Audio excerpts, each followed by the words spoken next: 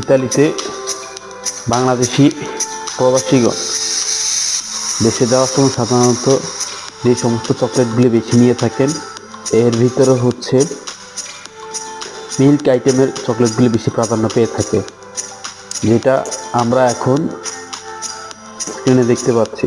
তো মানে যে মিল্ক প্লাস, তার সাথে সাথে হচ্ছে লোটিন,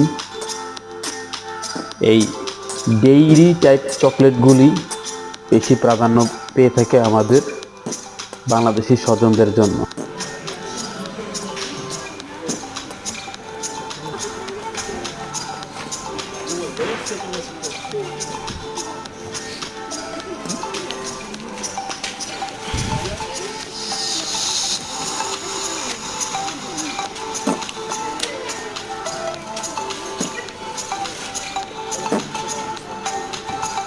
এইগুলি না হয়েছে, আরও চয়েস করতেছে কি কি নিবে।